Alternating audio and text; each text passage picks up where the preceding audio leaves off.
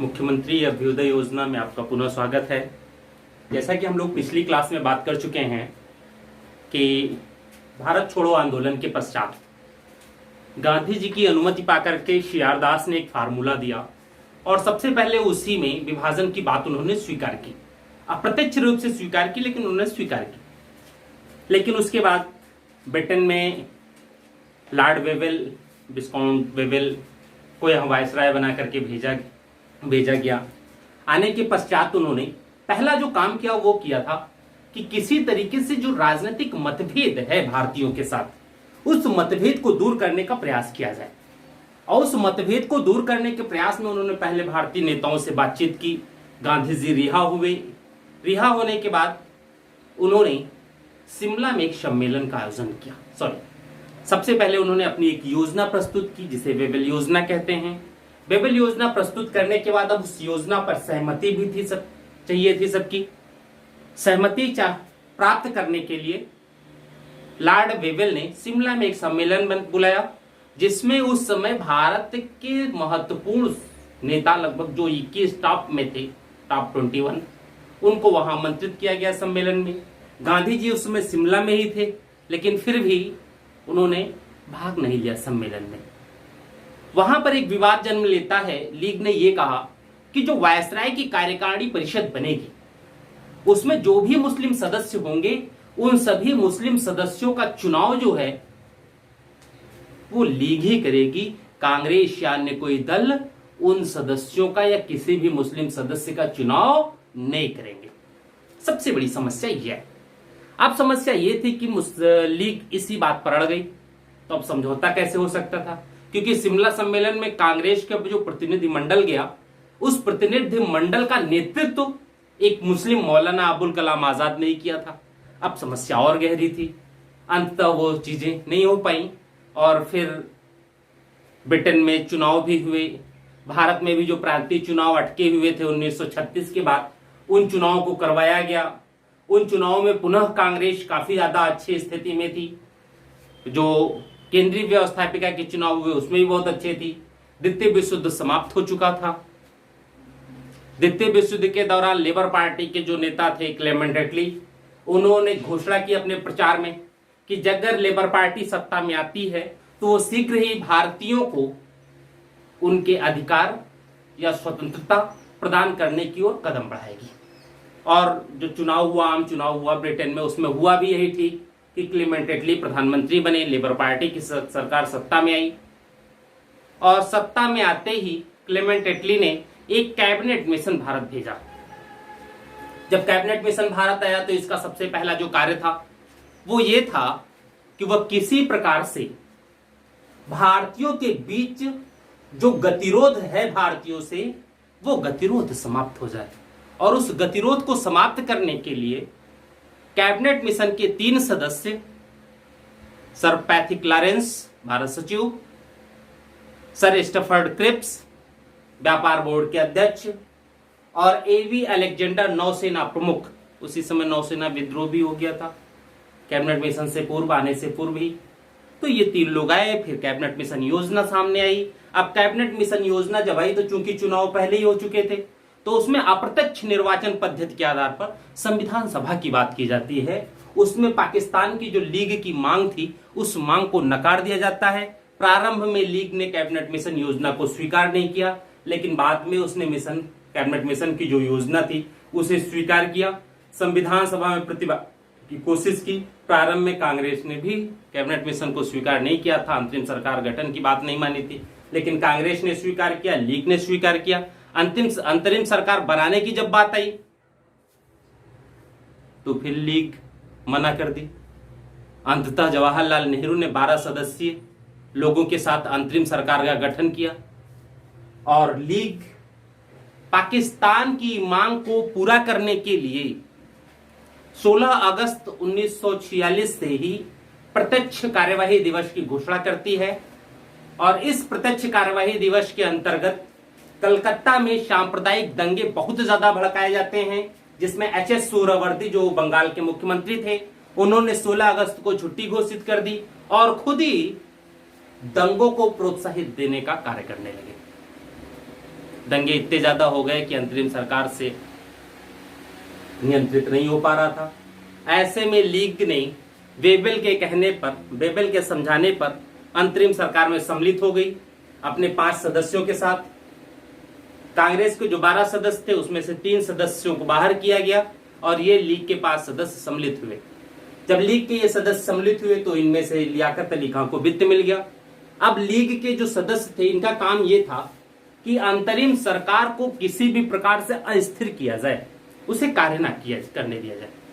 और इनके इन्हीं कारणों की वजह से धीरे धीरे एक स्थिति ऐसी आ गई कि लगभग संपूर्ण उत्तर भारत सांप्रदायिक दंगों के चपेट में आ गया। ऐसे में सिर्फ गांधी जी थे जो नोआखली गए अकेले, वहां पर स्थिति सामान्य की, लेकिन फिर भी दंगे होते रहे। बंगाल में दंगे समाप्त हुए तो पंजाब साइड में चालू हो गए, उत्तर प्रदेश के गढ़मुक्तेश्वर में खूब दंगे हुए, बिहार में हुए। और स्थिति ये हुई कि स्वतंत्रता तक 48 तक लगभग 1.5 से 2 लाख हिंदू और मुसलमान निर्वासित थे। घर बार उनका छूट चुका था, वो उनको अब कहीं ना कहीं एक अस्थायी आवास चाहिए था। वो आश्रित थे सरकार की नीतियों पर कि उन्हें खाना पानी मिलता रहे, क्योंकि उनका सब कुछ छीना जा चुका था। बहुत से परिवार बिछड़ गए, बहुत से लोगों की हत्या हो गई, बहुत सी महिलाओं की अस्मत लूटी गई। स्थिति ये थी। ऐसी स्थिति में लॉर्ड माउंटबेटन को गवर्नर जनरल बनाया कर पे भेजा जाता है ताकि वो एक सत्ता हस्तांतरण की बात कर सकें, क्योंकि एटली की एक घोषणा आती है और उस घोषणा में क्लेमेंट एटली ने ये कहा कि 1948 से पहले हम भारत को सत्ता हस्तांतरित कर देंगे। ठीक है, तो पिछली क्लास में हम लोगों ने कैबिनेट मिशन तक की बात की थी। इस क्लास में हम लोग कैबिनेट मिशन से आगे बढ़ते हैं। ये देखें कि संविधान सभा का चुनाव कैसे हुआ और उस संविधान सभा के चुनाव के अंतर्गत चीजें कैसे परिवर्तित होती हैं। तो हम लोगों का आज का पहला टॉपिक होगा संविधान सभा के चुनाव।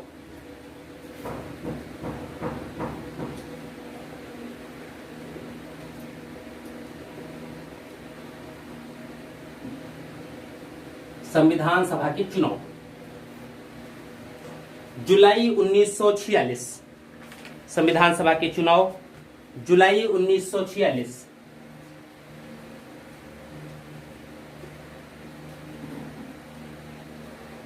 ठीक है, देखिए कैबिनेट मिशन योजना में यह बात कही गई थी कि संविधान सभा का जो चुनाव होगा उसमें कुल सदस्यों की संख्या 296 रखी गई थी। जैसे हम लोग उस पर बात कर लें। पहले संख्या की जब बात हम करते हैं तो उसमें यह था कि जो ब्रिटिश प्रांत हैं वहां से 292 सदस्य चुनकर आएंगे। ठीक है, रियासतों से 93 सदस्य रहेंगे। ठीक, साथ ही साथ जो कमिश्नरी क्षेत्र हैं वहां से 4 सदस्य रहेंगे और इन सबको मिला करके 389 सदस्य संविधान सभा में होने थे। लेकिन जब स्वतंत्र भारत अधिनियम आया या माउंटबेटन योजना आई 3 जून को, मनबाटन योजना भी जिसे कहते हैं, उसमें यह कहा गया कि जो संविधान सभा होगी वो सिर्फ ब्रिटिश प्रांतों के सदस्यों के द्वारा होगी। और चुनाव की जब बात आई तो कमिश्नरी क्षेत्र के ये 4 सदस्य भी इसी में जोड़ दिए गए, तो इनकी संख्या हो गई 296। तो चुनाव केवल इन्हीं पर हुए, ये सारे सदस्य मनोनीत किए गए। ठीक है, अब देखिए चुनाव की जब बात आती है तो अभी हम लोगों ने बात किया था कि चुनाव अप्रत्यक्ष निर्वाचन प्रणाली, अप्रत्यक्ष निर्वाचन प्रणाली के माध्यम से होना था। ठीक है, अब यहां किया क्या गया, यह कहा गया कि ब्रिटेन में भी चुनाव है, सत्ता हस्तांतरण जल्दी करना है, तो अगर हम चुनाव प्रत्यक्ष निर्वाचन प्रणाली के चक्कर में पड़ते हैं तो ये काफी डिले होगा।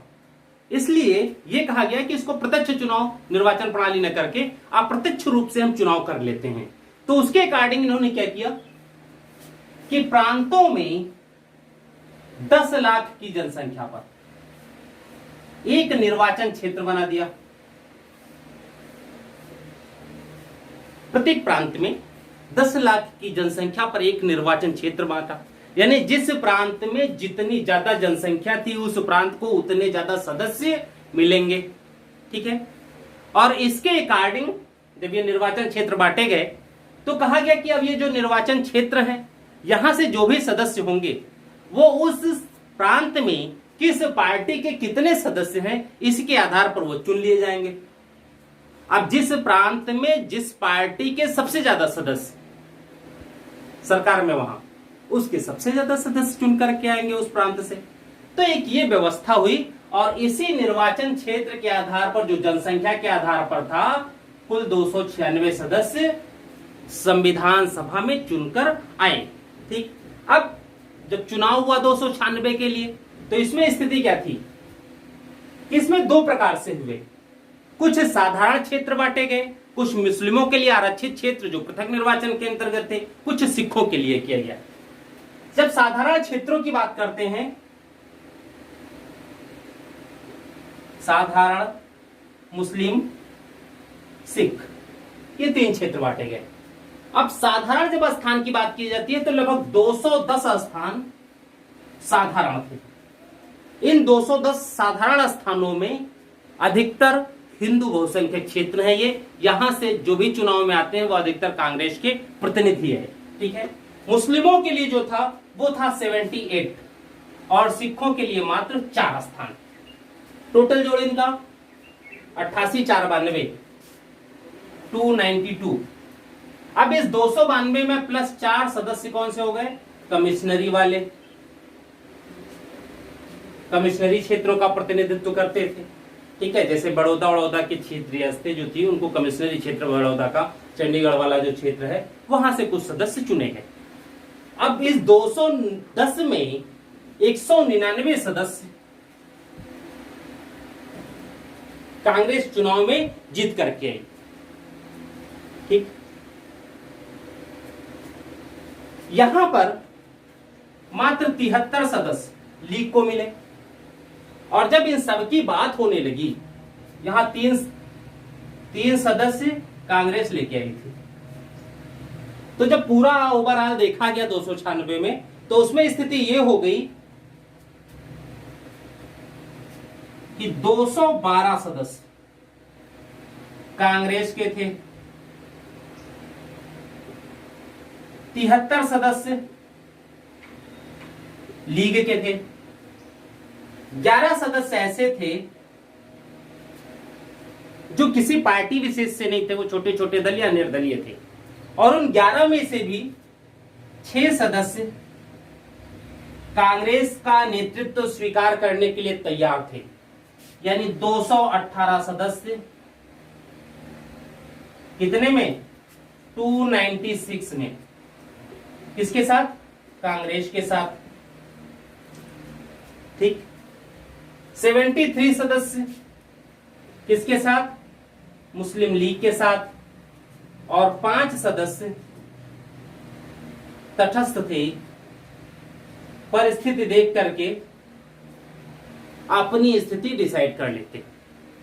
अब एक ऐसी स्थिति थी जिसमें कांग्रेस की संख्या संविधान सभा में बहुत ज्यादा थी।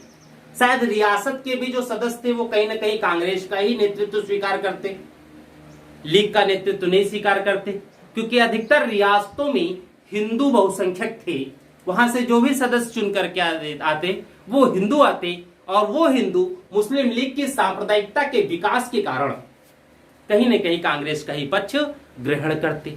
ऐसी स्थिति में सबसे बड़ी समस्या तब आती है जब चुनाव के आधार पर 9 दिसंबर 1946 को संविधान सभा की पहली बैठक होती है। क्योंकि इस संविधान सभा की बैठक में के पश्चात अंतरिम सरकार भी बनना था। उससे पूर्व भी सितंबर में ही अंतरिम सरकार का गठन भी हो गया था। 1 मिनट, चुनाव भी हो गया। अब इन चुनावों के आधार पर ही पहली बैठक होती है 9 दिसंबर 1946 को संविधान सभा की। ठीक है, उसमें हम लोग देखते हैं कि पहली बैठक में हुआ क्या।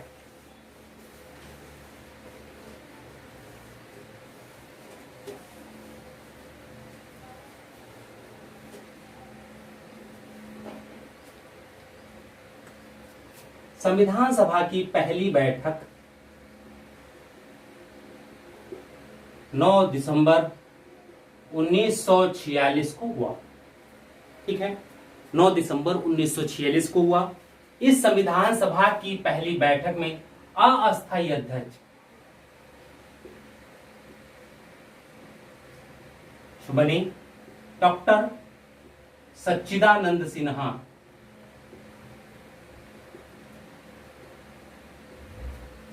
ठीक, पहली बैठक में अस्थायी अध्यक्ष डॉक्टर सच्चिदानंद सिन्हा। दूसरी बैठक जस्ट इसके 2 दिन बाद, दूसरी बैठक 11 दिसंबर 1946 को हुई और दूसरी बैठक में ही अस्थायी अध्यक्ष का चुनाव होता है, जिसमें अस्थायी अध्यक्ष डॉक्टर राजेंद्र प्रसाद बनाए गए। बाद में संविधान जब लागू होता है तो संविधान सभा के जो अध्यक्ष थे उन्हीं को प्रथम राष्ट्रपति के रूप में मान्यता भी दे दी जाती है संविधान के अकॉर्डिंग, और डॉक्टर राजेंद्र प्रसाद ही पहले राष्ट्रपति हो जाते हैं। तीसरी बैठक 2 दिन पश्चात, फिर 2 दिन पश्चात 13 दिसंबर 1946। इस दिन पंडित जवाहरलाल नेहरू ने JL नेहरू ने उद्देश्य प्रस्ताव प्रस्तुत किया संविधान सभा का।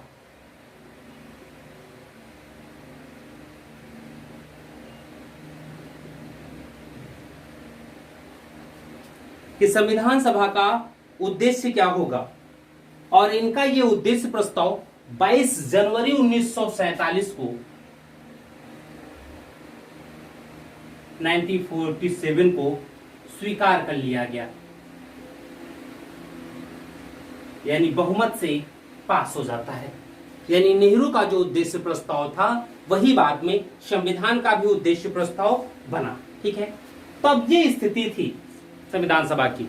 अब संविधान सभा की स्थापना से पूर्व लीग ने पाकिस्तान की प्राप्ति के लिए प्रत्यक्ष कार्यवाही दिवस की घोषणा कर दी। ठीक है, अब नेक्स्ट टॉपिक हम लोग प्रत्यक्ष कार्यवाही दिवस, उसमें ये देखते हैं कि लीग के इस प्रत्यक्ष कार्यवाही दिवस में क्या क्या चीजें हुई, कैसे लीग ने कार्य किया और चीजें कैसे परिवर्तित होती हैं।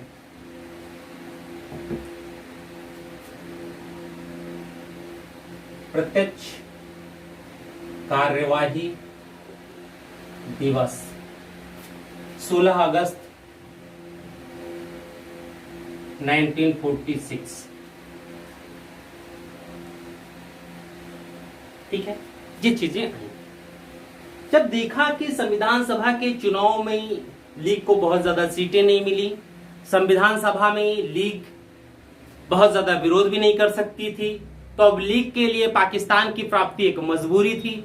और अब उस पाकिस्तान की प्राप्ति के लिए लीग के लिए जो सबसे जरूरी काम था वो यही था कि किसी न किसी तरीके से लीग पाकिस्तान की प्राप्ति का प्रयास करे। और उस पाकिस्तान की प्राप्ति के लिए लीग के पास सिर्फ अब एकमात्र चारा था, क्योंकि कैबिनेट मिशन ने भी उसकी पाकिस्तान की मांग को अस्वीकार कर दिया था। एकमात्र चारा हिंसा। प्रत्यक्ष कार्यवाही दिवस के अंतर्गत उसने उसी हिंसा की बात की। कहा यह जाता है कि जब वेबल योजना के पश्चात चीजें दिक्कत होती हैं, तो चूंकि 1937 के चुनाव से ही बंगाल में लीग की ही सरकार थी, तो लीग ने वहीं से पाकिस्तान प्राप्ति के लिए अंतिम युद्ध की तैयारी कर दी। और कहते हैं जो भी मुस्लिम थे उनके घर में गोला बारूद हथियार इत्यादि इकट्ठा करने की एक परंपरा हो गई, इकट्ठा करना शुरू कर दिया ताकि भविष्य में सांप्रदायिकता को उभारा जा सके। एक राजनीति होती है, ठीक है। तो ये सब चीजें हुई और इसी प्रत्यक्ष कार्यवाही दिवस के अंतर्गत सांप्रदायिकता को उभारा भी गया बहुत भीषण तरीके से। और इस सांप्रदायिकता को उभारने के पश्चात काफी चीजें खराब भी होती हैं, काफी ज्यादा सांप्रदायिक दंगे भी होते हैं, बहुत से निर्दोष लोगों की हत्याएं होती हैं। ठीक है, तो हम देखते हैं प्रत्यक्ष कार्यवाही दिवस था क्या। देखिए, पाकिस्तान की प्राप्ति हेतु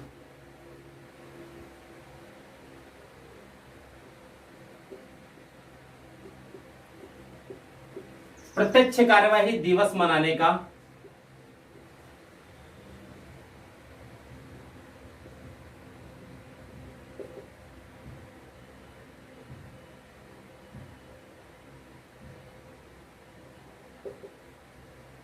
फैसला किया गया।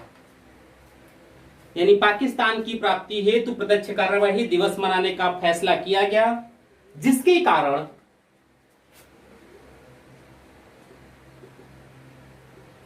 मार्च 1947 तक संपूर्ण उत्तर भारत सांप्रदायिक दंगे की चपेट में आ गया। लेकिन अब संपूर्ण उत्तर भारत में सांप्रदायिक दंगे फैल गए, जिसमें बहुत से लोग मारे जाते हैं। ठीक है, कलकत्ता के मुख्यमंत्री यानी बंगाल के मुख्यमंत्री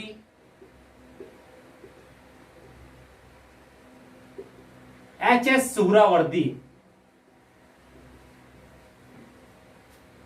ने इन दंगों का भड़काने का कार्य किया और 16 अगस्त 1946 को छुट्टी घोषित कर दी। अब जब छुट्टी है तो काम पर तो कोई व्यक्ति जाएगा नहीं, और अगर कोई व्यक्ति काम पर नहीं जाता है तो उसके को भड़काने के लिए, उसके पास न्यूज भेजने के लिए चीजें तो हो सकती हैं। अपनी वो सुरक्षा भी कर सकता है, उसकी हत्या भी करवाई जा सकती है। एच.एस. सुहरावर्दी ने दंगों को भड़काने का कार्य किया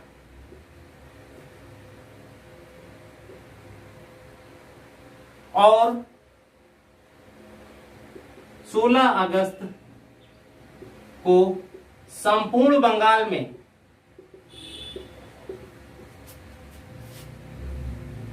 छुट्टी घोषित कर दी।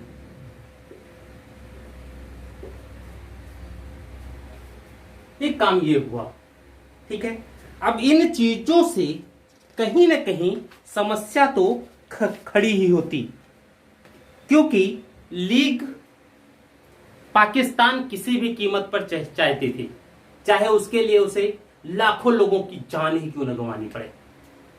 और अगर पाकिस्तान ऐसा चाहे, वो लीग ऐसा चाहता है, तो कहीं ना कहीं मजबूर होकर के कांग्रेस को भी लीग की इन बातों को स्वीकार करना पड़ता, और मजबूरी में आकर के कांग्रेस ने भारत विभाजन के प्रस्ताव को स्वीकार किया, क्योंकि अबुल कलाम आजाद जो प्रारंभ में भारत विभाजन का विरोध कर रहे थे, अंत में उन्होंने भी भारत विभाजन को स्वीकार कर लिया, और विभाजन का जो प्रस्ताव था माउंटबेटन योजना, उसका समर्थन उन्होंने ही किया। सबसे पहले उन्होंने कहा कि कांग्रेस कभी भी नहीं चाहती कि विभाजन हो, लेकिन मजबूरी सब कुछ करवाती है।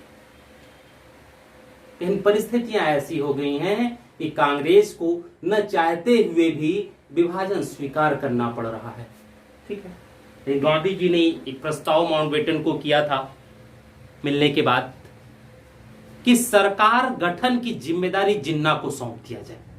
लेकिन जैसे ही गांधी जी ने यह प्रस्ताव माउंटबेटन को किया, नेहरू और सरदार पटेल दोनों लोग इसके विरोध में आ गए।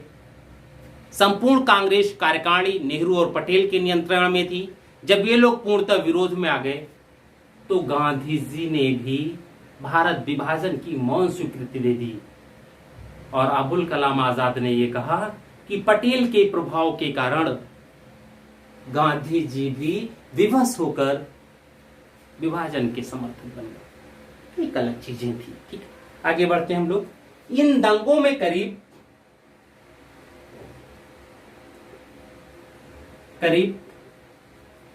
1,80,000 लोग मारे गए। 1,80,000 लोग मारे गए। मार्च 1948 तक 45 लाख हिंदू और 60 लाख मुसलमान निर्वासित हो चुके थे या शरणार्थी बन चुके थे। मार्च 1948 तक 45 लाख हिंदू, 45 लाख हिंदू और 60 लाख मुसलमान शरणार्थी बन चुके थे।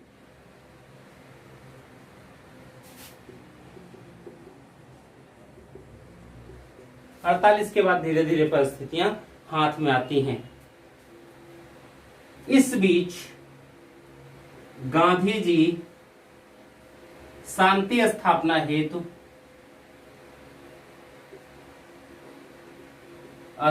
हेतु नोआखली जाते हैं।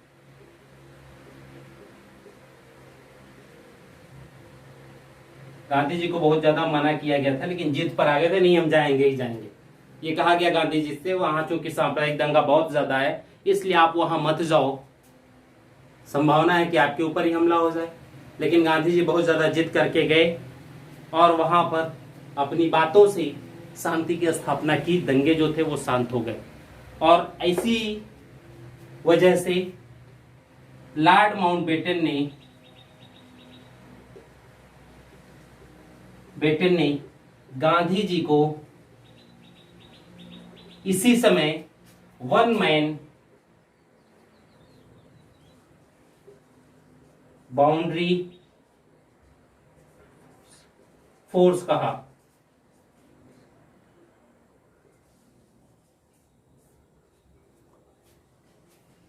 ठीक, यानी गांधी जी को वन मैन बाउंड्री फोर्स कहने वाले कौन थे? Lord Mountbatten. महात्मा किसने कहा? रविन्द्रनाथ टैगोर। राष्ट्रपिता किसने कहा? सुभाष चंद्र बोस। अर्धनग्न फकीर किसने कहा?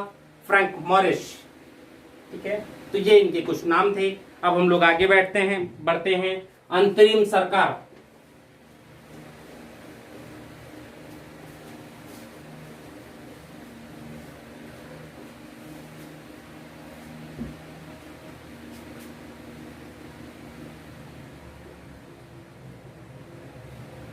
अंतरिम सरकार का गठन।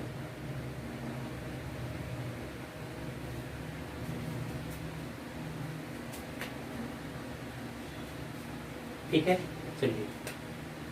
पहली अंतरिम सरकार का जो गठन होता है वो होता 2 सितंबर 1946। 2 सितंबर 1946। ठीक है, अंतरिम सरकार में लीग द्वारा सम्मिलित होने से इनकार के पश्चात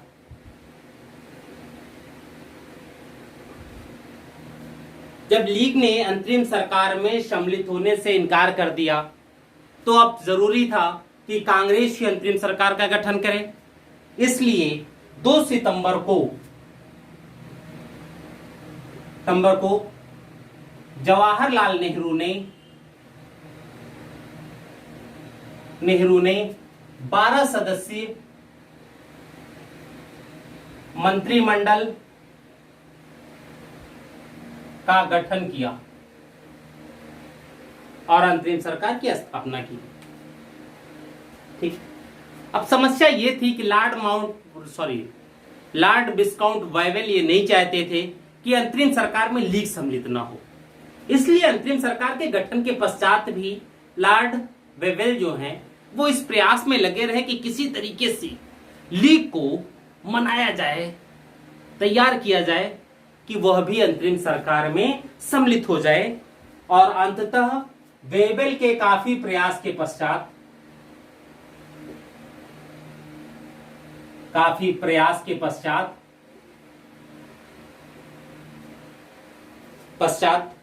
लीग भी अपने 5 सदस्यों के साथ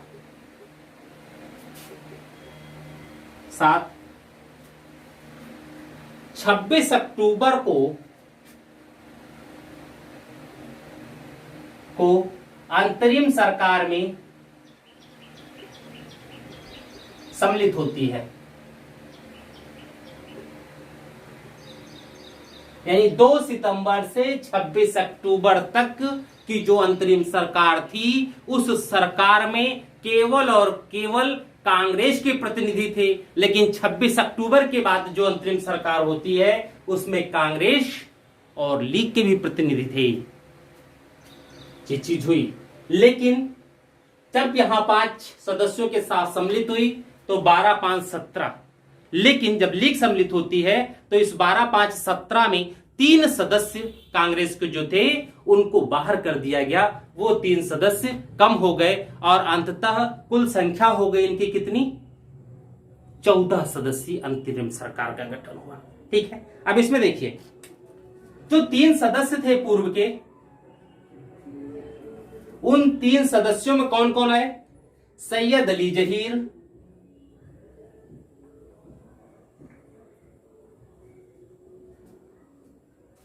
शरद चंद्र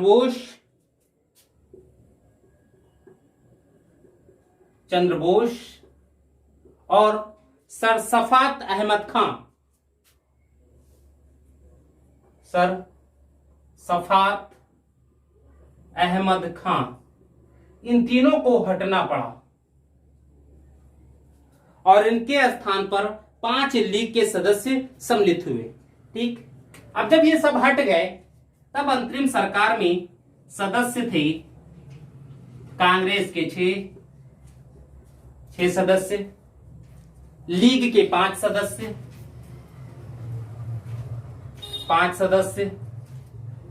कांग्रेस के 6, लीग के 5, एक ईसाइयों की संख्या भारत में कम थी लेकिन फिर भी ये सम्मिलित किए गए। ठीक है, एक पारसी, एक सिख और एक सिख बलदेव सिंह थे, सम्मिलित थे। ठीक है, फिर यही अंतरिम सरकार लीग जब सम्मिलित हुई इसमें, तो स्थिति ये हो गई कि इन्होंने हमेशा व्यवधान डालने का ही काम किया और इनके व्यवधान डालने का परिणाम ये हुआ कि कहीं न कहीं लीग सरकार अपने कार्य या उद्देश्य जो थे वो उसमें असफल रही। और जैसे ही विभाजन हुआ 15 के बाद, दोनों स्थानों पर एक नई नई सरकारों का गठन, ताकि जब तक संविधान नहीं बन जाता, संविधान लागू नहीं हो जाता, तब तक जो व्यवस्था है वो वैसे चलती रहे। लेकिन 14 अगस्त के पश्चात इस अंतरिम सरकार में लीग सम्मिलित नहीं थी। भारत की एक स्वतंत्र सरकार बनती है संविधान सभा के सदस्यों के द्वारा ही, या यह हम कह सकते हैं संविधान सभा के सदस्यों के द्वारा ही स्वतंत्रता से गणतंत्र दिवस के बीच के इस टाइम पीरियड में सत्ता का गठन, देश का संचालन किया गया उन्हीं संविधान सभा के सदस्यों से द्वारा निर्मित एक कार्यकारिणी के द्वारा। ठीक है, नेक्स्ट हम लोग बढ़ते हैं इटली की घोषणा।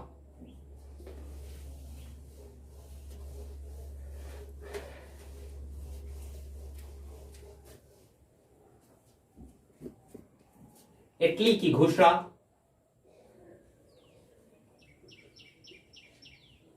20 फरवरी 1947।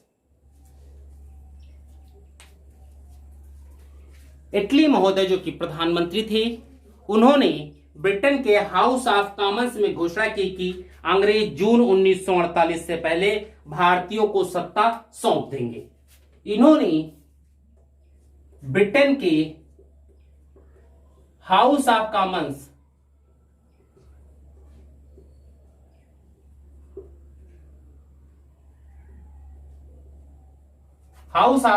में घोषणा की कि ब्रिटेन जून 1948 से पहले भारतीयों को सत्ता सौंप देगी। ठीक है, एक चीज ये आया माउंटबेटन को, और इस हेतु ये जो घोषणा थी, इस हेतु माउंटबेटन को वायसराय बनाकर भेजा गया। यानी माउंटबेटन वायसराय बनाकर आए। 22 मार्च को भारत आने पर, जैसे ही वायसराय बनकर 22 मार्च को आए, इन्होंने सत्ता हस्तांतरण के लिए बातचीत करनी शुरू कर दी। 22 मार्च को भारत आए और तुरंत ही सत्ता हस्तांतरण हेतु भारतीय नेताओं से बातचीत शुरू कर दी। ठीक है, तो ये चीजें हुई। अब हम लोग आगे बढ़ते हैं। माउंटबेटन योजना कि लॉर्ड माउंटबेटन ने कैसे अपनी योजना का क्रियान्वयन किया, और उस योजना के क्रियान्वयन में लॉर्ड माउंटबेटन कैसे भारतीय नेताओं को अपनी योजना के लिए तैयार करते हैं, और योजना के लिए तैयार करने के पश्चात वो कैसे अपनी योजना का क्रियान्वयन करते हैं। ठीक है, तो नेक्स्ट टॉपिक हम लोगों का लॉर्ड माउंटबेटन योजना 3 जून 1947। लॉर्ड माउंटबेटन योजना 3 जून 1947। ठीक, लॉर्ड माउंटबेटन मार्च 1947 में वायसराय बनकर के आते हैं। ठीक है, 24 मार्च को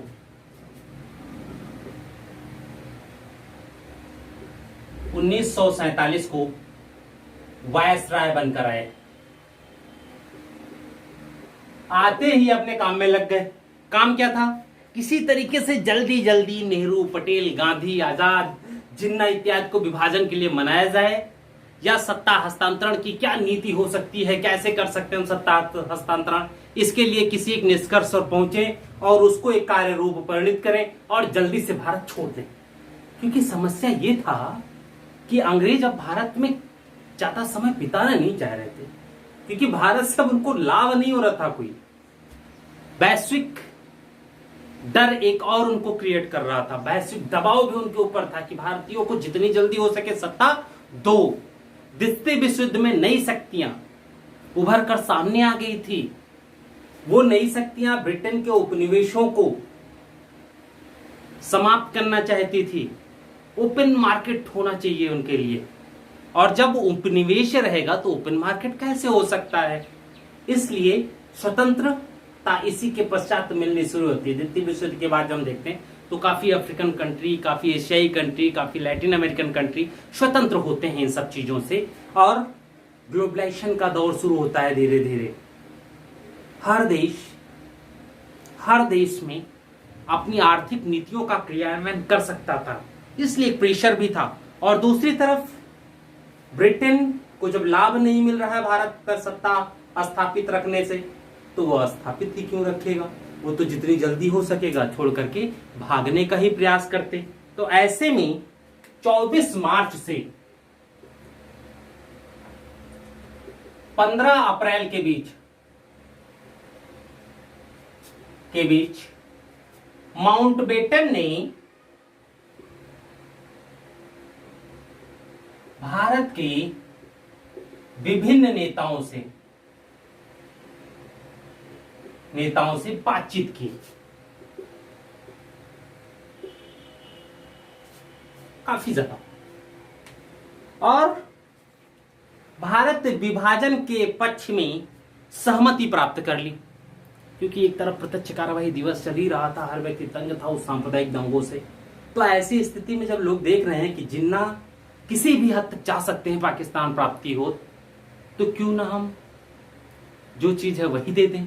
इसीलिए सरदार वल्लभ भाई पटेल ने कहा भी कि यदि शरीर के किसी एक हिस्से में नासूर हो जाए तो अच्छा है कि हम शरीर के उस हिस्सों को काट दें और जो शरीर बचे उसी को सही करें।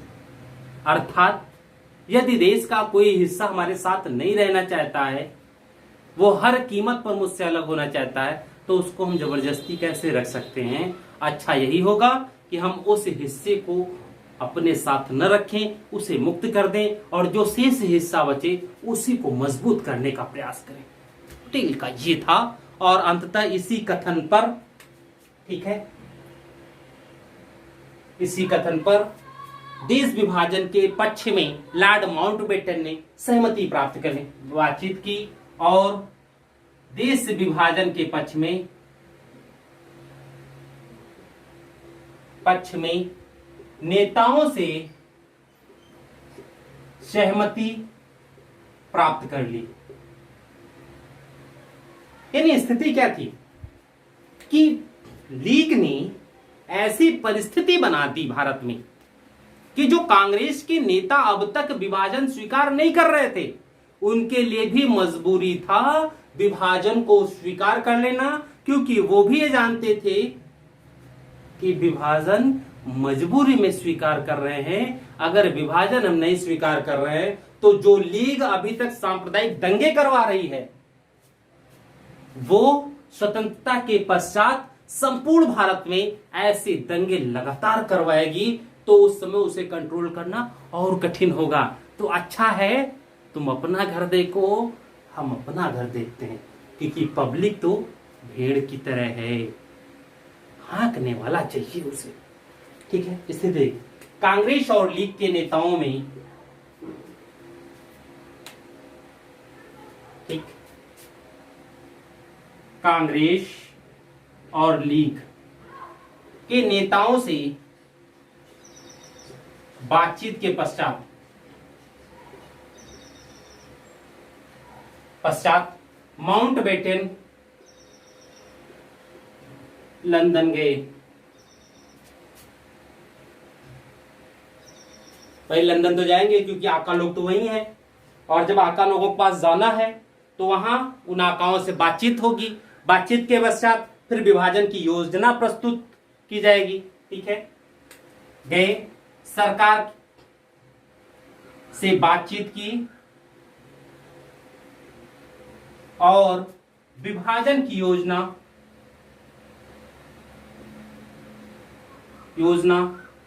प्रस्तुत की।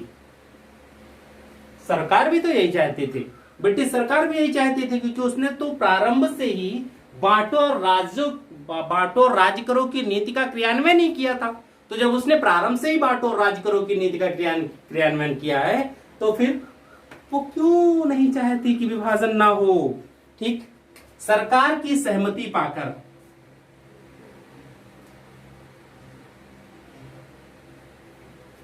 सरकार की सहमति पाकर 31 मई को वापस आए और दोनों दलों के नेताओं से बातचीत की। ठीक, 31 मई सहमति पाकर 31 मई को वापस भारत आए और दोनों दलों के नेताओं से बातचीत की। चलो अच्छी बात है, दोनों दल के नेताओं से आप बातचीत कर रहे हो, तो इससे अच्छा तो कुछ नहीं हो सकता। नेताओं की स्वीकृति पाकर दोनों दल के नेताओं, भाई जो प्रमुख नेता थे, दोनों दल के नेताओं से स्वीकृति पाकर ब्रिटिश सरकार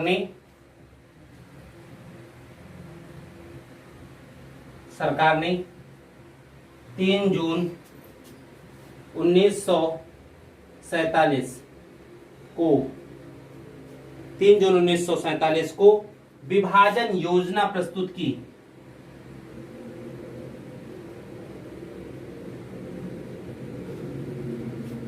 ठीक, और इस विभाजन योजना को, चूंकि माउंटबेटन योजना भी कहते हैं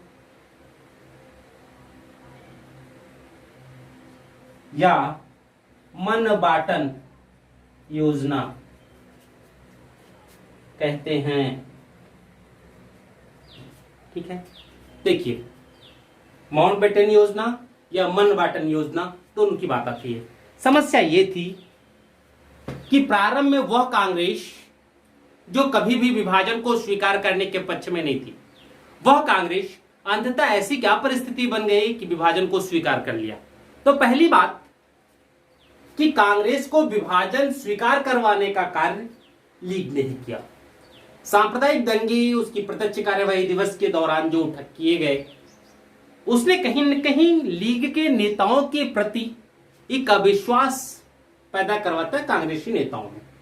अभी तक जो कायदे आजम एक उपाधि महान नेता कहकर बुलाया गांधी जी, जो जिन्ना को इतनी ज्यादा तवज्जो दे रहे थे, वो गांधी जी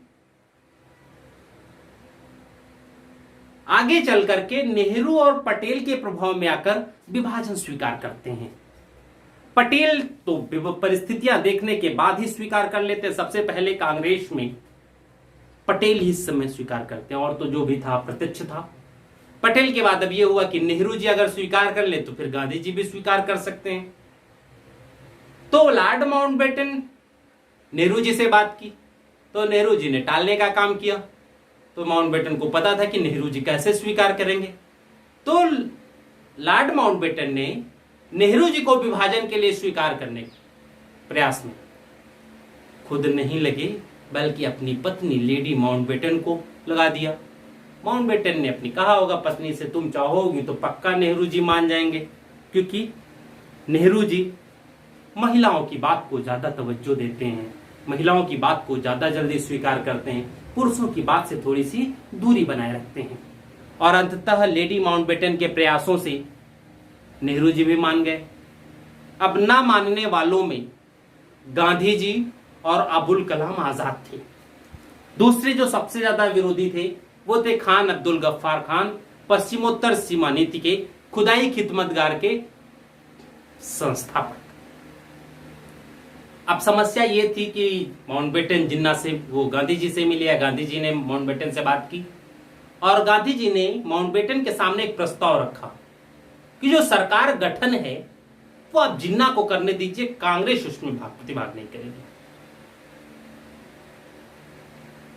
गांधी जी ने प्रस्ताव माउंटबेटन के सामने रखा, लेकिन माउंटबेटन अगर जिन्ना को इतनी ज्यादा उत्सुकता होती सरकार और अपनी महत्वाकांक्षा के लिए, क्योंकि गांधी जी ये जानते थे कि जिन्ना ज्यादा दिन चलने वाले नहीं, बहुत जल्दी जिन्ना अल्लाह मियां को प्यारे हो जाएंगे। तो अगर जिन्ना को ही सरकार गठन की जिम्मेदारी दे दी जाए, चोर को ही गोदाम का रक्षक बना दिया जाए, तो स्वाभाविक है सांप्रदायिक दंगे बंद हो सकते हैं और हम एक निष्कर्ष पर पहुंच सकते हैं, हो सकता है विभाजन ना हो। लेकिन अब परिस्थितियां ऐसी बन गई थी कि जिन्ना को यदि दे भी दिया जाता तब पर भी सांप्रदायिक दंगे बंद होने वाले नहीं थे, पहली चीज। और दूसरा, ऐसी सांप्रदायिक परिस्थितियों में विभाजन तो अनिवार्य था। सत्ता में जिन्ना होते चाहे नेहरू, विभाजन तो बच हो नहीं था। तो जब गांधी जी ने बात कही कि जिन्ना को ही दे दें सरकार गठन, तो जैसे ही गांधी जी ने बात कही, पहला तो माउंटबेटन ने इसे अस्वीकार कर दिया, और दूसरा गांधी जी की इस बात का पुरजोर विरोध सरदार वल्लभ भाई पटेल और पंडित जवाहरलाल नेहरू ने किया। जैसे हम लोगों ने इसका विरोध किया, गांधी जी शांत हो गए। गांधी जी को यह लगने लगा कि अब वो गांधी जो देश की बालू से ही कांग्रेस से भी बड़ा आंदोलन खड़ा करने की क्षमता रखते थे, वो अब कांग्रेस में कुछ नहीं है। परिस्थितियां देखी कि अगर सरकार हम जिन्ना के द्वारा गठन करवाते हैं तो जो कांग्रेसी हैं वही विद्रोही हो जाएंगे, कांग्रेस सत्ता नहीं छोड़ सकती। ऐसे में गांधी जी के सामने एक मजबूरी थी, उन्होंने विभाजन को मौन स्वीकृति दे दी। जिन्ना ने अबुल कलाम आजाद से बात की, आजाद से नेहरू और पटेल की बात हुई, गांधी जी की बात हुई, परिस्थितियां उनके सामने रखी गई और अंततः उन्होंने भी विभाजन को समर्थन दे दिया, यह कहते हुए कि विभाजन परिस्थिति जन्य है, इस विभाजन को टाला नहीं जा सकता, मजबूरी में कांग्रेस भी इसे स्वीकार करने के लिए बाध्य है। ये बात आई और अंततः माउंटबेटन जो योजना आई उसके हम लोग प्रावधान देखते हैं कि इस माउंटबेटन योजना में चीजें क्या थी।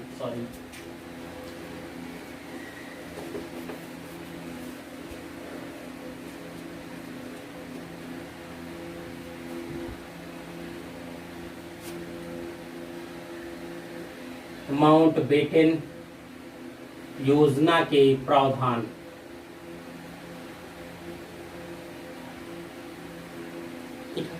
देखिए, पहला इसमें यह कहा गया जो भारत है उसके दो हिस्से होंगे, एक होगा भारतीय संघ और दूसरा होगा पाकिस्तान। भारत के दो हिस्से होंगे, फर्स्ट भारतीय संघ,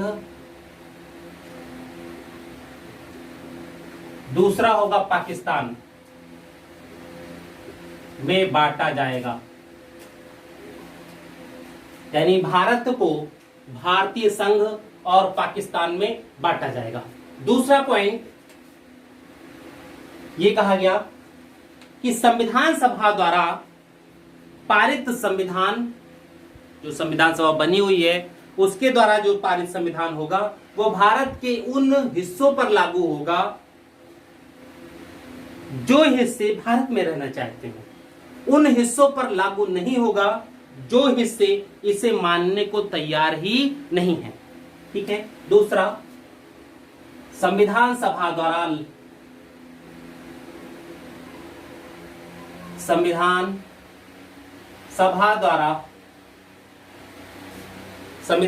द्वारा निर्मित संविधान भारत के उन हिस्सों पर लागू नहीं होगा जो इसे मानने को तैयार नहीं हैं। सही बात है भाई। जब दो हिस्सा होना है तो भारतीय संविधान सभा द्वारा निर्मित संविधान उन हिस्सों क्यों लागू होगा? जो हिस्से हमसे अलग हो रहे हों उन हिस्सों पर उस वहां के लोगों द्वारा निर्मित संविधान ही लागू होगा। ठीक है। थर्ड क्या कहा गया? इसमें यह कहा गया पंजाब और बंगाल ये दो ऐसे क्षेत्र थे, प्रांत थे जहां पर हिंदू और मुस्लिम दोनों जनसंख्या निवास करती थी। आधे क्षेत्र में हिंदू ज्यादा है, आधे में मुस्लिम ज्यादा है, आधे में मुस्लिम ज्यादा है, आधे में सिख ज्यादा है। तो ऐसे में कहा गया कि पंजाब और बंगाल की प्रांतीय विधानसभा के सदस्यों की अलग अलग बैठक बुलाई जाए। चलिए ठीक है।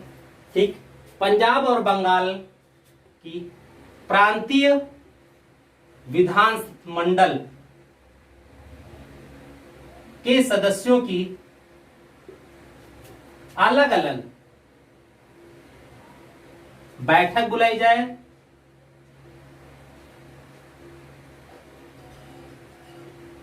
ठीक, अलग अलग बैठक बुलाई जाए तथा उन दोनों पक्षों के विभाजन चाहने पर विभाजन करें।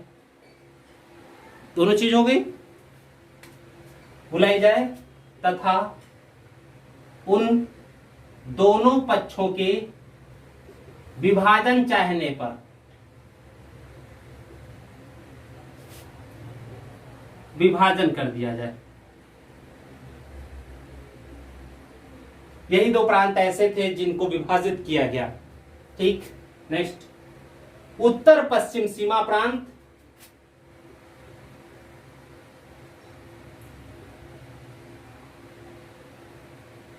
और असम के सिलहट जिले में जनमत संग्रह के माध्यम से कराया जाए। ठीक, कराया जाए और इसके द्वारा निर्णय किया जाए, यानी जनमत संग्रह जिले में जनमत संग्रह के द्वारा कराया जाए। नहीं, जनमत संग्रह तो हो ही जाएगा भाई। जनमत संग्रह के द्वारा निर्णय किया जाए कि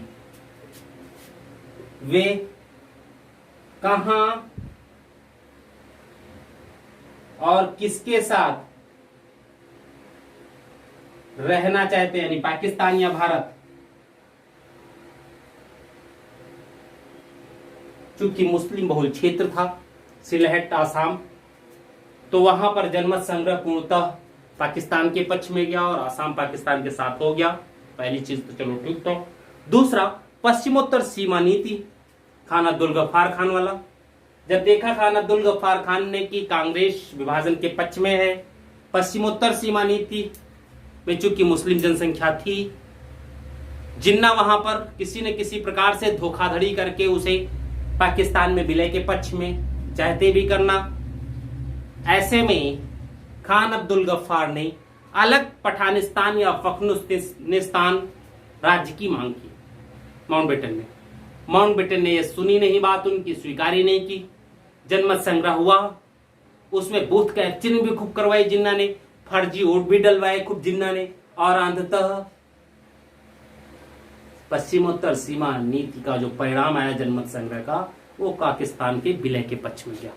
जब कांग्रेस ने स्वीकार कर लिया विभाजन, तो खान अब्दुल गफ्फार खान ने यही कहा था कि पश्चिमोत्तर सीमा नीति को कांग्रेस ने एक ऐसे भूखे भेड़िए के सामने छोड़ दिया है जो उसे खा जाएगा।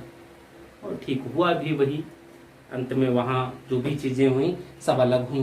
लास्ट है, इसमें यह कहा गया भारतीय नरेशों की, यानी जो रजवाड़े थे, उनकी सर्वोच्चता की अधिकार उन्हें लौटा दिए जाएंगे। भारतीय नरेशों की सर्वोच्चता के अधिकार उन्हें लौटा दिए जाएंगे।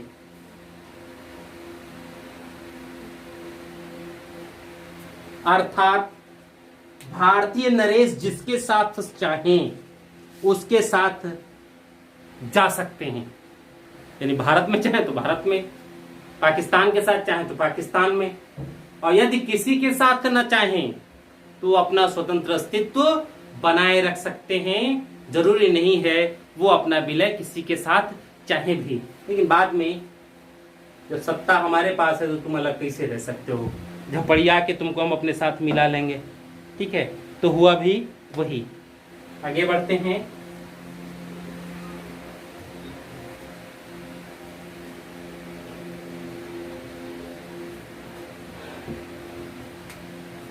इस योजना को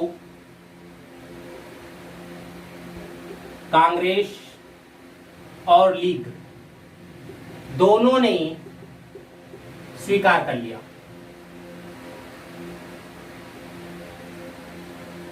खुदाई खिदमतगार ने स्वीकार नहीं किया था। ठीक, जनवरी 14 खिचड़ी वाले दिन 1947 को कांग्रेस कार्य समिति की बैठक हुई। कांग्रेस कार्य समिति की बैठक हुई। पहली चीज, 14 जनवरी 1947 को कांग्रेस कार्य समिति की बैठक हुई। ये जो प्रस्ताव था गोविंद वल्लभ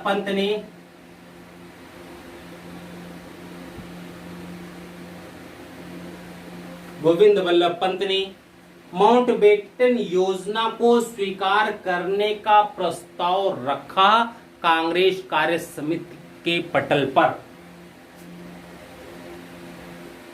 माउंटबेटन योजना को स्वीकार करने का प्रस्ताव रखा। अबुल कलाम आजाद ने समर्थन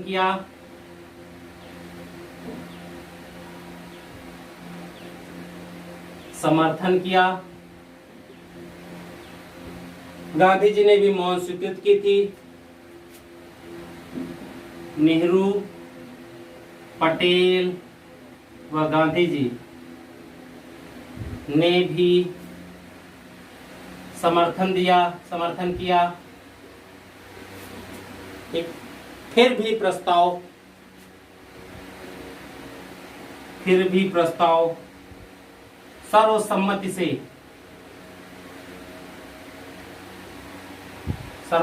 से पारित नहीं हो सका। कार्य समिति के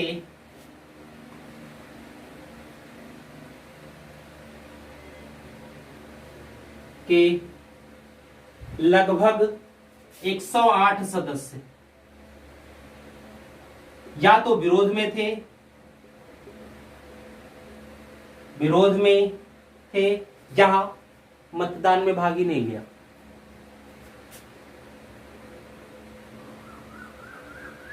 भाग ही नहीं लिया, यानी कांग्रेस कार्य समिति के बहुत से सदस्य अभी भी भारत विभाजन को स्वीकार नहीं कर रहे थे। सिर्फ वो जो बड़े नेता थे कांग्रेस के, वो परिस्थितियों को देखते हुए विभाजन को स्वीकार कर सके, क्योंकि सांप्रदायिक दंगे उत्तर भारत में भड़के थे, दक्षिण भारत में सांप्रदायिक दंगे भड़के नहीं थे। और अगर दक्षिण भारत में सांप्रदायिक दंगे भड़के नहीं तो फिर दक्षिण भारत के कांग्रेसी नेता विभाजन को क्यों स्वीकार करते? तो अधिकतर इसमें न स्वीकार करने वाले नेताओं में अधिकतर दक्षिण भारत के ही थे। ठीक है, विभाजन स्वीकार करने के पश्चात कांग्रेस द्वारा विभाजन स्वीकार करने के पश्चात पश्चिमोत्तर सीमा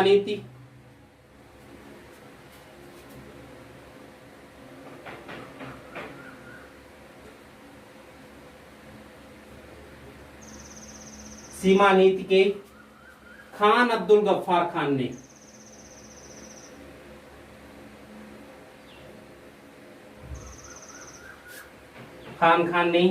अलग पठानिस्तान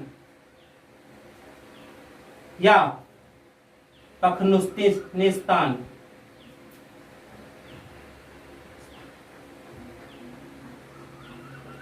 की मांग की ब्रिटेन से कि वो पाकिस्तान के साथ नहीं रहना चाहते, भारत के साथ एक बार रह सकते हैं, संयुक्त भारत के साथ। लेकिन अगर आपने विभाजन स्वीकार कर लिया, कांग्रेस ने भी स्वीकार कर लिया, तो जैसे 2 हिस्सा वैसे 3 हिस्सा। लेकिन माउंटबेटन ने इनकी मांग को स्वीकार नहीं किया, और जब माउंटबेटन ने इनकी मांग को स्वीकार नहीं किया तो फिर इनकी मांग समाप्त हो गई, और जो माउंटबेटन योजना थी उसी के आधार पर भारत का विभाजन हो गया। बाद में यहाँ जनमत संग्रह हुआ, जिसमें बात कर ही चुके हैं कि धांधली खूब की गई और अंततः संपूर्ण पश्चिमोत्तर सीमा प्रांत ने पाकिस्तान में विलय का निर्णय किया था। ठीक, आगे बढ़ते हैं।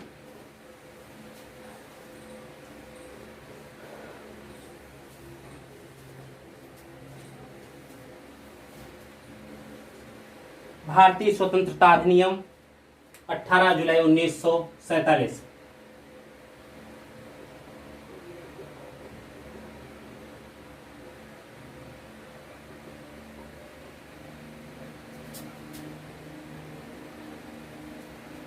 जुलाई 1947। 4 जुलाई को ब्रिटिश संसद में इसे पेश किया गया, भारतीय स्वतंत्रता अधिनियम को। 4 जुलाई को भारतीय स्वतंत्रता अधिनियम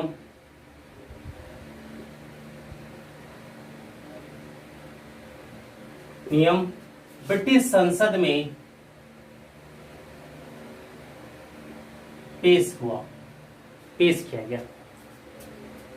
अब भाई ब्रिटेन को भी जल्दी थी, तो कहते हैं इस प्रस्ताव को, इस अधिनियम को ब्रिटिश संसद ने पास करने में भी देरी नहीं की, जितनी जल्दी हो सकता था उसने इसे पास कर दिया। ठीक, और स्थिति ये थी कि 18 जुलाई को अधिनियम को स्वीकृति मिल गई।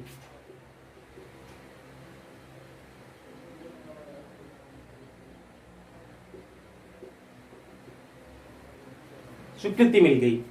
अब जब स्वीकृति अधिनियम को मिल गई है, भाई 18 जुलाई के बाद कभी भी आप अपने स्वतंत्रता की घोषणा कर सकते हैं, सत्ता हस्तांतरण हो सकता था। फिर 14-15 अगस्त को क्यों? भाई 1 महीना की बात हो गई लगभग। हुआ क्या था, जैसे ही इसे स्वीकृति मिली अब ये हो गया कि सत्ता हस्तांतरण किया जाएगा, ब्रिटिश फौजें जाने लगी, ब्रिटिश जो अधिकारी थे वो सब भी जाने लगे। अब हमारे यहाँ धर्म को भी काफी माना जाता है, वो हिंदू हो चाहे इस्लाम है। 18 जुलाई को अधिनियम को स्वीकृति मिल गई, और जब अधिनियम स्वीकृति मिल गई तो ये हुआ कि आज़ादी की बात है। तो मौलाना के पास वो गए, पंडित जी के पास ये गए, तो दोनों लोगों ने 14 की तारीख बताई। जब 14 अगस्त की तारीख दोनों बताए हैं तो अब कैसे आज़ादी हो भाई? जिन्ना साहब ने पहले ही 14 तारीख घोषित कर दी। पंडित जी ने कहा आप बताओ 14 वो भी आज़ाद होगा, 14 हम भी, तो गड़बड़ बात है। तो पंडित जी ने कहा कि कोई दिक्कत नहीं है, ऑप्शन है, तुम जो संविधान सभा की बैठक है उसे 14 को स्टार्ट कर दो, और आज़ादी की घोषणा जो है वो 15 तारीख को रात में। जिन्ना ने 14 को ही घोषणा कर दी, पाकिस्तान 14 को स्वतंत्रता दिवस मनाने लगा। नेहरू जी ने 14 तारीख को जो समय पंडित जी ने बताया था उसी समय अकॉर्डिंग बैठक स्टार्ट हुई संविधान सभा की। चलती रही बैठक, भाषणों का दौर चलता रहा, और जब रात्रि के 12 बजे तब नेहरू ने भारत की स्वतंत्रता की घोषणा की। यानी भारत 15 अगस्त को आजाद हुआ और पाकिस्तान 14 अगस्त को, और उसी दिन ये दोनों राष्ट्र स्वतंत्र देश कहलाए। भारत एक गणतंत्र बना, पाकिस्तान भी गणतंत्र था, लेकिन वहां बीच बीच में सैनिक शासन भी स्थापित हो रहा, इसलिए वहां अलग अलग चीज थी। तो ये चीज जो है हम लोगों का मॉडर्न वो खत्म होता है। बीच में हम लोगों ने कुछ टॉपिक छोड़े हैं, जिनमें से पहला है आजाद हिंद फौज, फिर किसान आंदोलन। तो आज सभी टाइम भी है, तो हम लोग ऐसा करते हैं कि आजाद हिंद फौज के गठन की बात कर लेते हैं, और ये देखते हैं कि आजाद हिंद फौज ने राष्ट्रीय आंदोलन में कितना योगदान दिया।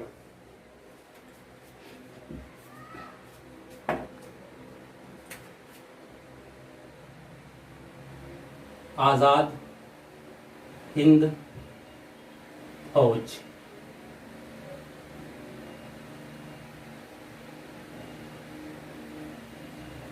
INA शॉर्ट फॉर्म INA ही।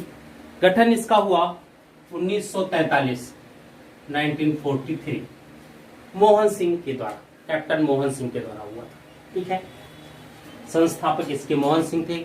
अब हम लोग आगे बढ़ते हैं, ये देखा जाए कि कैसे सुभाष चंद्र बोस, कई बाद में इसकी कमान सुभाष चंद्र बोस को मिली, और सुभाष चंद्र बोस के ही प्रयासों से आजाद हिंद फौज इतना लोकप्रिय हुआ। ठीक है, तो देखिए कांग्रेस से इस्तीफा दिया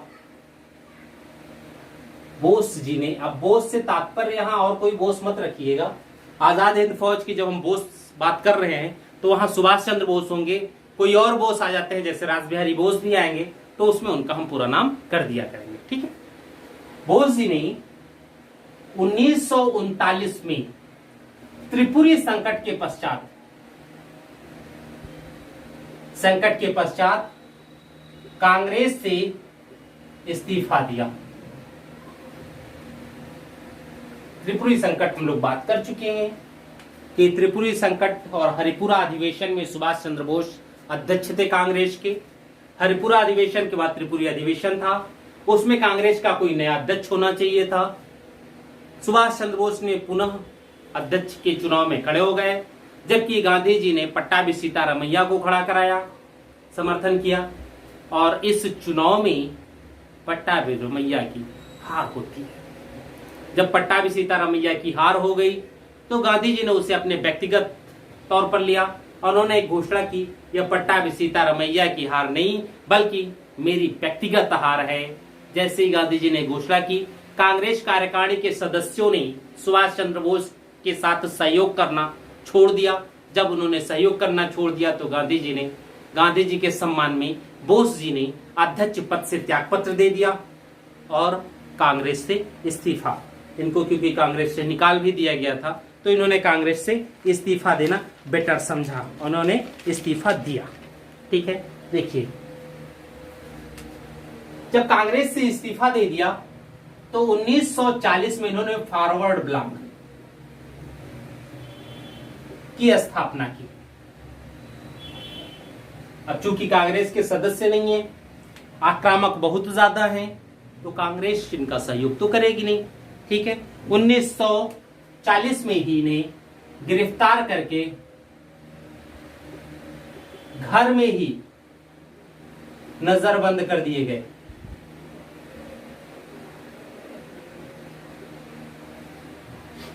सोचिए 1940 व्यक्तिगत सत्याग्रह इत्यादि। और ऐसे नेता को, जिससे भाई स्वाभाविक है, अगर ये चीजें हैं इनके साथ तो संभव था, क्योंकि इनकी लोकप्रियता गांधी से कहीं न कहीं ज्यादा बढ़ने वाली थी। इनकी लोकप्रियता बहुत तीव्र गति से बढ़ रही थी। गांधी जी को भी डर लग रहा था, कांग्रेस के दूसरे नेताओं को भी डर लग रहा था कि ऐसा न हो जाए कि सुभाष चंद्र बोस गांधी जी का स्थान ले लें। सरकार को भी ऐसा लग रहा था, क्योंकि सुभाष चंद्र बोस का कांग्रेस का सबसे बड़ा नेता होने का तात्पर्य था अंग्रेजों के लिए दिक्कत पैदा होना। इसलिए उन्होंने भी इन्हें नियंत्रित करने की बात की। 26 जनवरी 1941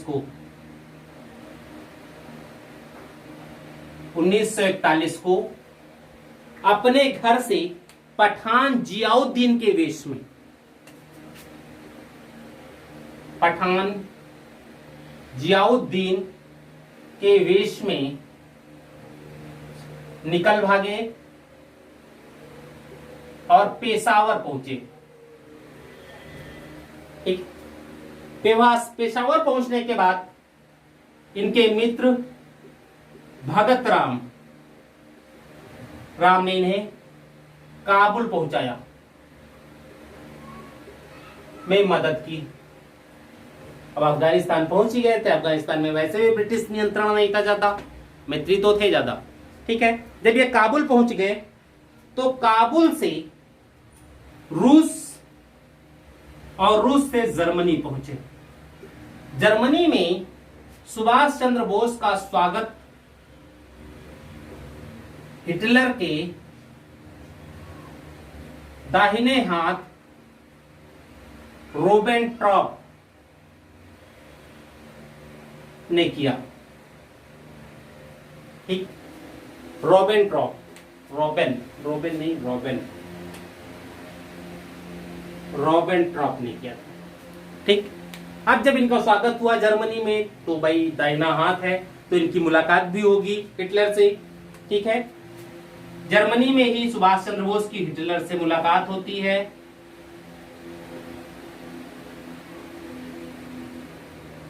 यहीं पर हिटलर ने इन्हें नेताजी संबोधित किया।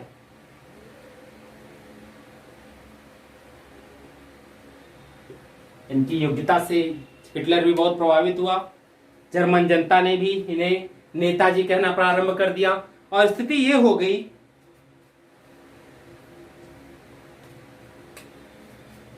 जर्मनी में ही जो भी बंदी बनाए गए थे भारतीयों को, जर्मन सेना उसके मित्र सेनाओं के द्वारा जो भी भारतीय बंदी बनाए गए युद्ध के दौरान, उन सबको मिला करके सुभाष चंद्र बोस ने मुक्ति सेना बनाई। लेकर मुक्ति सेना बनाई। ये सेना कहां? जर्मनी में बनाते हैं ये। ठीक है, दूसरी तरफ जापान भी विश्व युद्ध में सम्मिलित हो गया था। रास बिहारी बोस दिल्ली कांड के पश्चात ही जापान में ही थे। अब जब जापान भी विश्व युद्ध में सम्मिलित हो गया तो रास बिहारी बोस को भी एक मदद मिली। तो अब हम आगे जापान की तरफ बढ़ते हैं। ठीक है, मिटा दें इसे।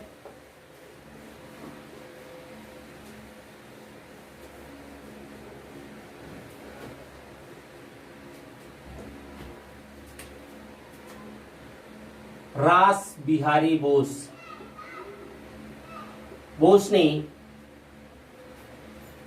28 मार्च 1942 को टोक्यो में उसके आसपास जितने भी नेता रहते थे उनका एक संयुक्त सम्मेलन बुलाया। ठीक, बोस ने 28 मार्च 1942 में 28 मार्च 1942 को टोक्यो में भारतीय नेताओं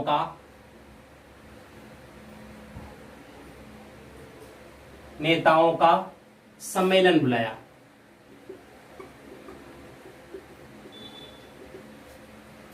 चलिए, सम्मेलन भी बुला लिया गया। अब ये जो सम्मेलन बुलाया गया है इसमें भारतीय स्वतंत्रता लीग और आजाद हिंद फौज की गठन की बात की गई। ठीक है, रास बिहारी बोस के द्वारा इस सम्मेलन में भारतीय स्वतंत्रता लीग व आजाद हिंद फौज के गठन की बात की गई।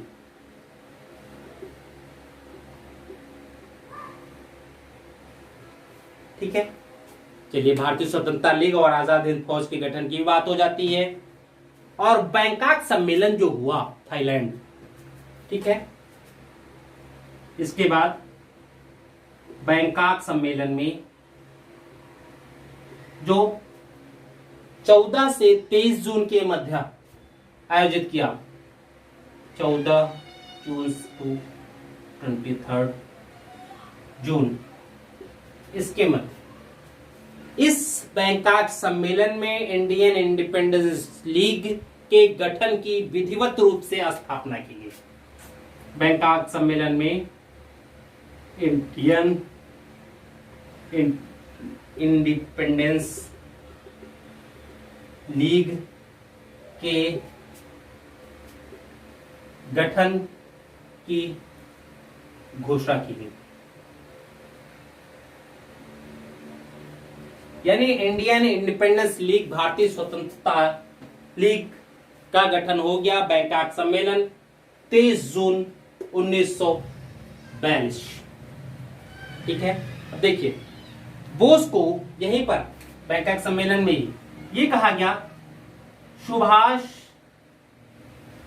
चंद्र बोस को जर्मनी से पूर्वी एशिया बुलाया जाए और इसके क्रम में सुभाष चंद्र बोस को निमंत्रण भेजा गया। कहां? पूर्वी एशिया आने का, जिसे सुभाष चंद्र बोस ने स्वीकार भी कर लिया। और 13 जून 1943 को 1943 को सुभाष चंद्र बोस टोक्यो पहुंचे।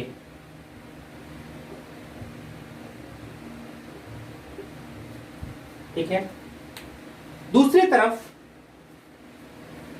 एक और घटनाक्रम चल रहा था। मेजर फुजीहारा, सिख संत ज्ञानी प्रीतम सिंह और बंदी बनाए गए कैप्टन मोहन सिंह। ज्ञानी प्रीतम सिंह और मेजर फुजीहारा ने बंदी बनाए गए, जो सिंगापुर, बैंकॉक, इन सब जगहों पर भारतीय सैनिक थे, 40,000 की संख्या में सभी बंदी बनाए गए थे। उनके समक्ष एक प्रस्ताव रखा, जिनका नेतृत्व कैप्टन मोहन सिंह कर रहे थे। उनको समझाया ज्ञानी प्रीतम सिंह ने। उन्होंने कहा कि चूंकि तुम लोग भारतीय हो, बंदी बनाए गए हो, और बंदी एक दास की समान होता है, तो हम तुमको दासता से भी मुक्त कर देंगे, लेकिन तुम लोग कम से कम अपने देश की आजादी के लिए तो युद्ध करो। तुम मेरे साथ खड़े हो, हम तुम्हारे देश को आजादी दिलाते हैं और तुम अपने देश को आजाद कराने के लिए युद्ध करो। ऐसी परिस्थिति में प्रीतम सिंह, यानी प्रीतम सिंह और मेजर फुजीहारा, ये जापानी सेना के सैन्य अधिकारी थे। फुजीहारा के प्रोत्साहन के पश्चात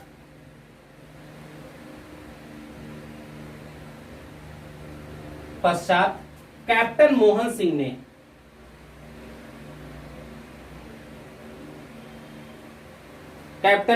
ने सितंबर 1942 को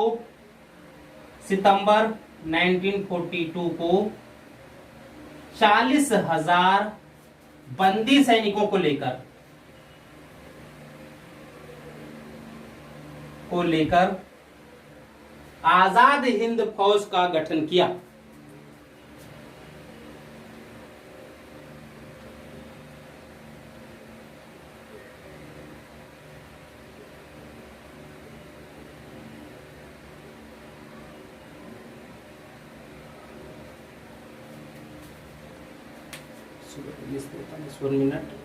जून, सितंबर, 1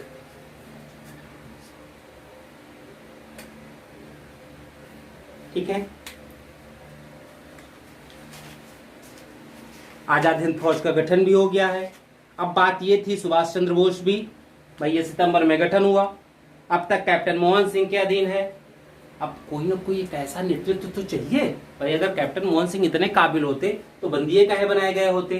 तो अब कोई ऐसा नेतृत्व चाहिए जो नेतृत्व कुछ कर सके, और इसी नेतृत्व को प्राप्त करने के लिए बैंकॉक सम्मेलन में सुभाष चंद्र बोस को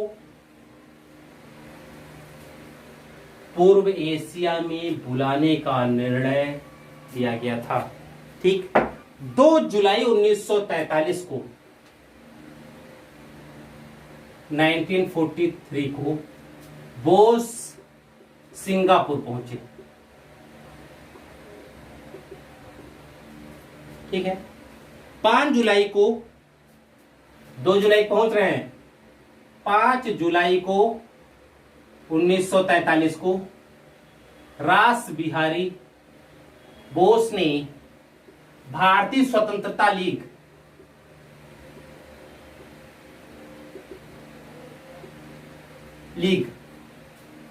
की अध्यक्षता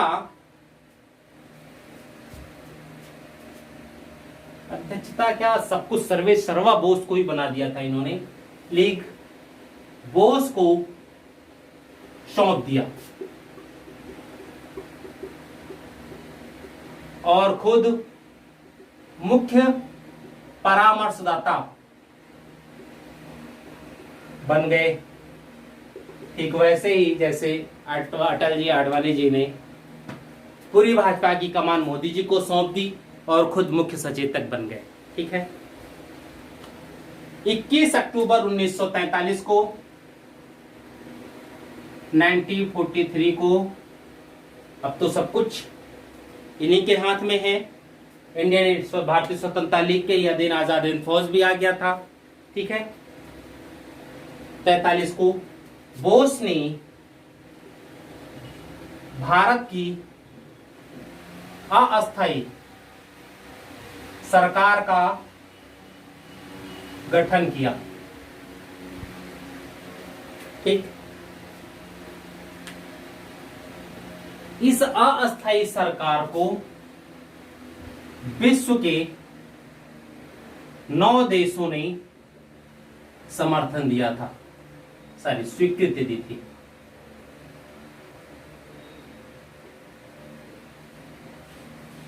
इन स्वीकृति देने वालों में जर्मनी, जापान, चीन, मकाऊ, फिलीपींस ऐसे देश थे। आयरलैंड में नहीं दिया था।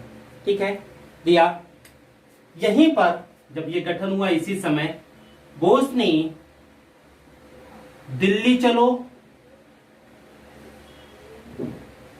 और तुम मुझे खून दो,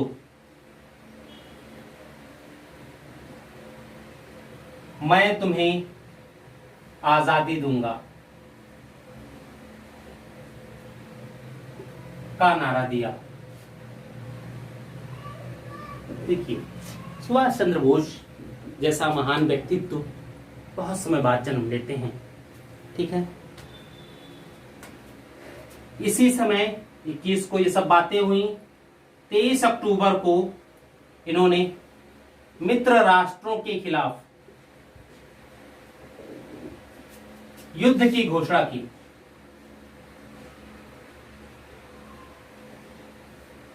मित्र राष्ट्रों के खिलाफ युद्ध की घोषणा करते हैं। इस युद्ध के पश्चात बोस को जापानी सेना से अंडमान और निकोबार द्वीप मिले, जिनका इन्होंने अलग नामकरण किया। अंडमान का शहीद द्वीप और निकोबार का स्वराज द्वीप।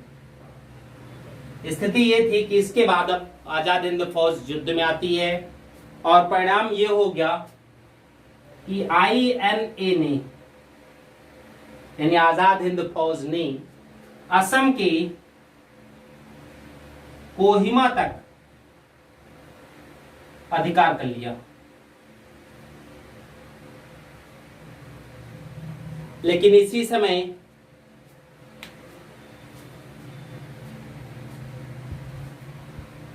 जर्मनी की पराजय हो जाती है और चीजें खत्म हो जाती हैं। ठीक, 22 सितंबर 1944 को सुभाष चंद्र बोस ने शहीदी दिवस मनाया।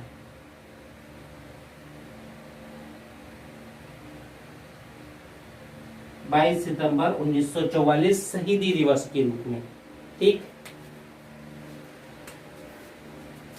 द्वितीय विश्व युद्ध वर्ल्ड वार में जापान की पराजय ने आईएनए की भी पराजय सुनिश्चित कर दी।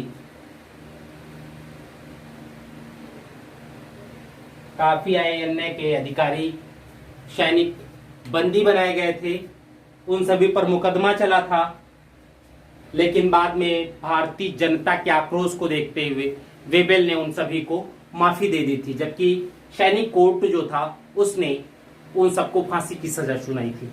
ठीक है, 18 अगस्त 1945 वो जब हार गए तो अब सिंगापुर रहना उचित नहीं था, क्योंकि अधिकतर क्षेत्रों में पुनः ब्रिटिश आधिपत्य स्थापित हो गया था। ऐसे में बोस जी पकड़े जाते तो बहुत प्रताड़ित किए जाते। इसलिए 18 अगस्त 1945 को बोस जी की सिंगापुर से इन्होंने जहाज पकड़ी जापान के लिए कि जापान पहुंच जाए, लेकिन फुजीहारा द्वीप के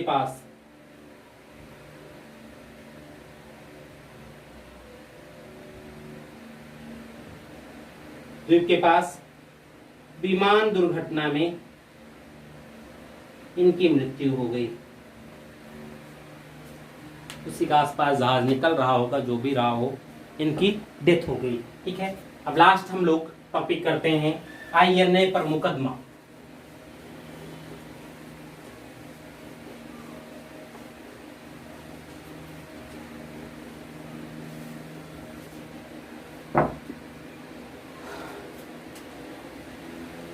आईएनए पर मुकदमा ये भारत में चला लाल किले में। ठीक है, दिल्ली के लाल किले में नवंबर 1945 को लाल किले में नवंबर 1945 को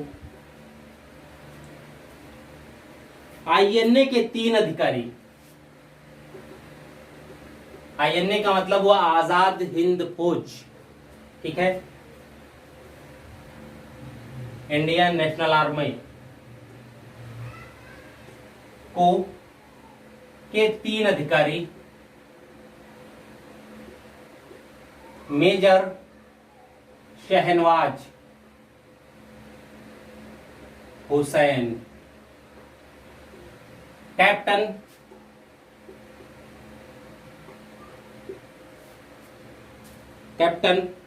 प्रेम सहगल,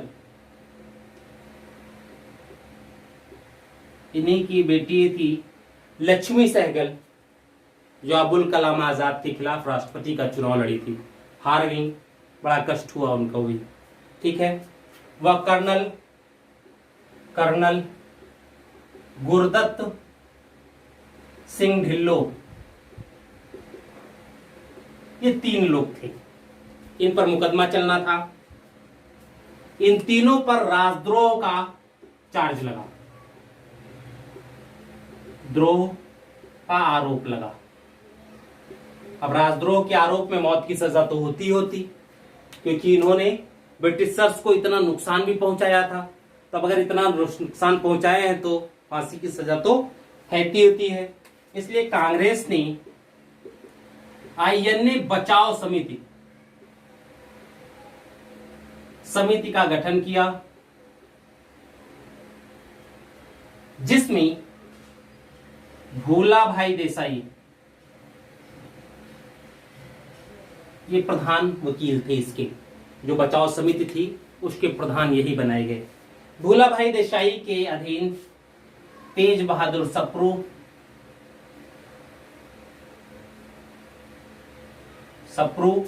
कैलाशनाथ काटजू और पंडित जवाहरलाल नेहरू भी इसमें थे। पंडित जवाहरलाल नेहरू और मात्र इसके बाद एक और सदस्य तथा अरुणा आसफ अली। ये 5 सदस्यीय टीम बनी।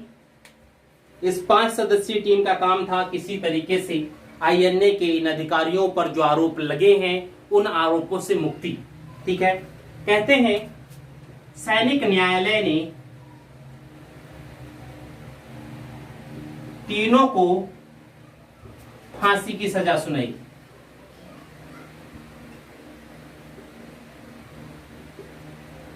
जैसे इनको फांसी की सजा सुनाई गई, पूरे देश में फांसी के खिलाफ घोर प्रतिक्रिया हुई।